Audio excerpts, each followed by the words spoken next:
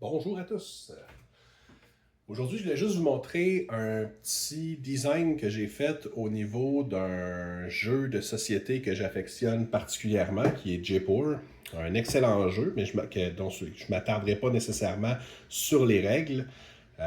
Mais ce qu'il faut savoir, c'est que c'est un jeu qui contient quelques petits éléments amusants qui s'installent sur une table pour jouer à deux. Ce jeu-là est vraiment addictif.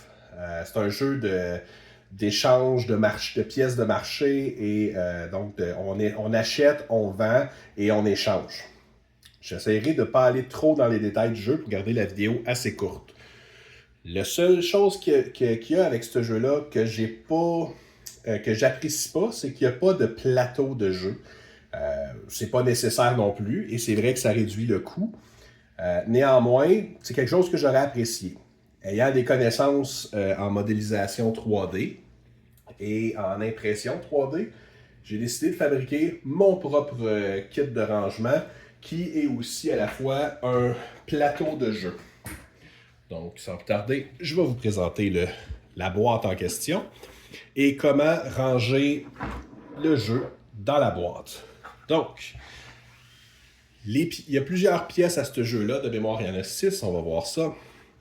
Donc, ça consiste à l'espace de rangement des cartes et dans le fond de couvercle de jeu. Ici, on va voir tantôt à quoi ça sert, mais juste de voir qu'il y a une espèce de petit fond supplémentaire. On a aussi, ça ressemble un peu à un coffret DVD, je trouve, mais un rangement d'éléments de jeu. Donc, ici, c'est un espace pour ranger les pièces bonus. Encore une fois, je ne m'attarderai pas trop au jeu en soi, mais il faut savoir qu'il y a des jetons de bonus. Je vais vous montrer comment les placer tantôt. Et un autre petit élément, donc, qui consiste en 2 pièces, c'est un plateau dans lequel vont les jetons de jeu. Il y a 6 types de produits différents dans le jeu qu'on peut acheter et vendre au marché. Donc, du cuir, leather, des épices, spice, du tissu, cloth, de l'argent, silver, de l'or, gold, et des diamants, diamonds.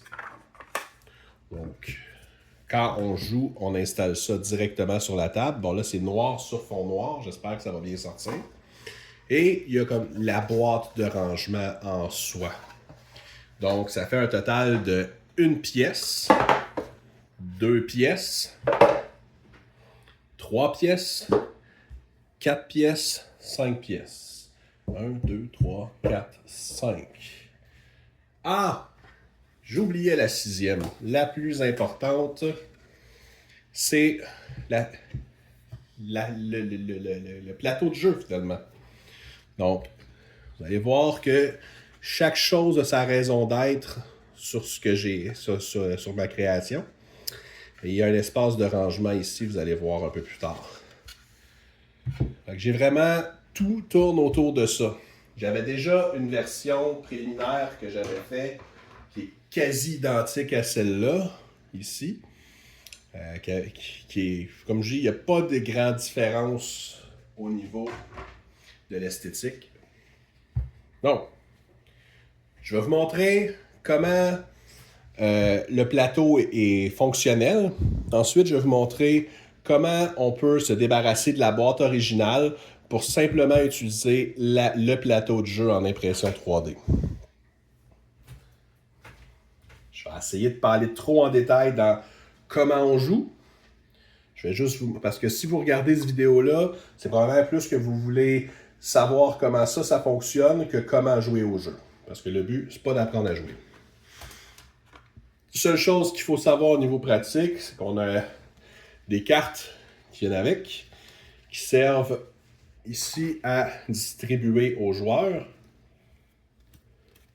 5 cartes vont aux joueurs qui jouent d'un côté. 5 cartes vont à l'autre. Ce qu'il faut savoir aussi, c'est qu'il y a un marché de jeu quand on joue qui est de 5 cartes. J'ai pas brassé le jeu. C'est simplement pour vous montrer la disposition. Et donc, une fois qu'un joueur a ses cartes, l'autre joueur a ses cartes et que le marché est installé, on installe ici les cartes qui vont servir à nourrir le marché. Et pendant la partie, il y a des cartes qu'on va disposer quand on va faire une vente. Eux, ils s'en vont dans la défausse, qui est ici. Je vais prendre plus de cartes parce que je vais avoir besoin d'un exemple. Ok, ça. Dans le jeu, il y a des cartes lama qu'on doit garder dans un enclos visible à tous les joueurs. Quand on possède des lamas dans le jeu, il faut les montrer. Donc, ici, c'est les enclos à lamas respectifs de chacun des joueurs. Pour ceux qui connaissent le jeu, vous savez de quoi je parle. Il y a aussi une pièce qui vient avec l'édition la plus récente, une pièce métallique, qui sert à indiquer qui est le premier joueur. Donc, j'ai créé un petit espace dessus qui sert à installer la pièce pour montrer qui est le premier joueur du jeu. En plus de ça, quand on installe, la personne à la fin du jeu qui a le plus de lamas se mérite un bonus de 5 points, qui donc, je le mets au milieu ici. Ça sert donc à voir qui remportera le lama de la fin. Et il y a 3 manches à ce jeu-là pour savoir qui a vraiment remporté. Donc, dépendamment de si on est un gars ou une fille, ça va d'un côté. Et pendant le jeu, donc disons que ce joueur-ci aurait gagné la première partie. Alors là, on la met ici. Disons qu'à la deuxième partie, l'autre joueur a remporté, il va ici. Et on va dire qu'à la fin, c'est ce joueur-là qui a remporté. Donc, on voit ici que le joueur qui est ici a remporté la partie. Aussi, à la fin du jeu, donc celui qui a le plus de lamas gagne le jeton de 5, donc il le prendra étant donné que ça lui appartient. Et ainsi de suite. Aussi, dans le jeu, quand on fait des ventes, je n'irai pas trop en profondeur, mais quand on fait des ventes, dépendamment de la quantité de cartes qu'on échange dans le marché, on a des bonus qui sont distribués. Donc, ce sont des bonus qui, dépendant de si on réussit à faire une vente de 3 cartes, 4 cartes ou 5 cartes et plus pour le marché.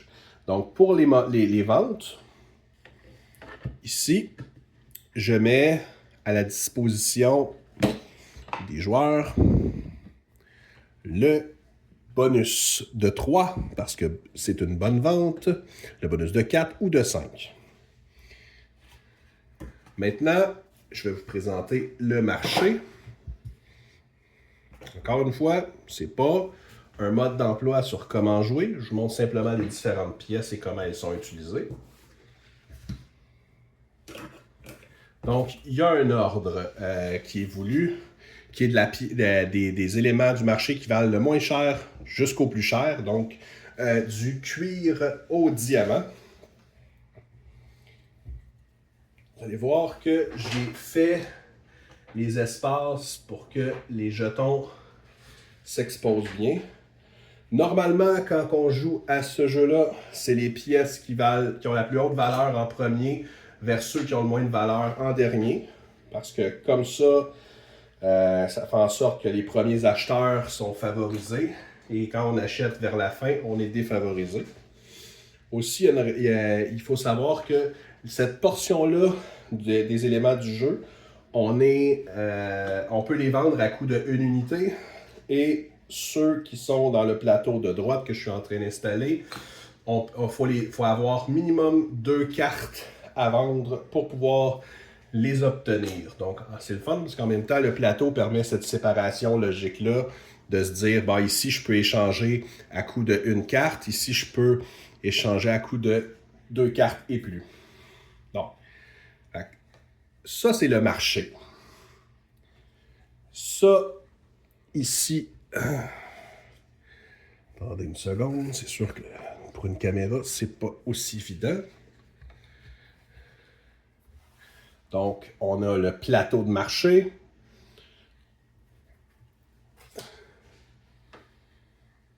On a notre marché, notre pièce de jeu, nos bonus, tout est là. Disons que ma partie est terminée, je dois arranger mon jeu. Au lieu d'utiliser la boîte originale du jeu, je vais vous montrer qu'est-ce qu'on fait. Bon, premièrement, on prend tous les jetons de bonus qui se rangent dans l'espace ici. Ensuite, je ramasse toutes mes cartes. Là, si vous êtes un peu malin et que ça vous tente, vous brassez les cartes d'avance pour la prochaine partie, histoire de ne pas avoir à brasser au départ et d'être prêt à la mise au jeu rapidement. Sinon, c'est pas plus grave. Donc là, je prends mon paquet de cartes et je le divise en deux parties plus ou moins égales. Et on les dépose ici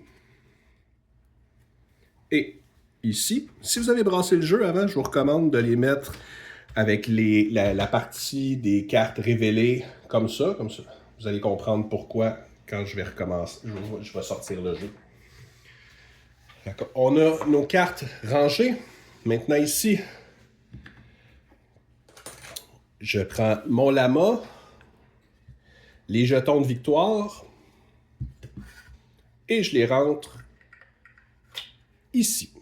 C'est ça, c'est leur espace de rangement. Je prends le manuel d'instruction du jeu.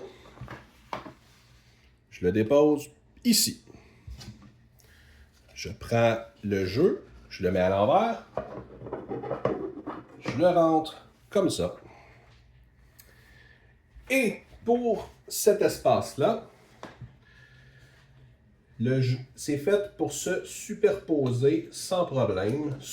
On prend tous les éléments du jeu qu'on a. On a une certaine épaisseur, juste pour s'assurer que la pièce va être capable d'être refermée à la fin. On met ça comme ça.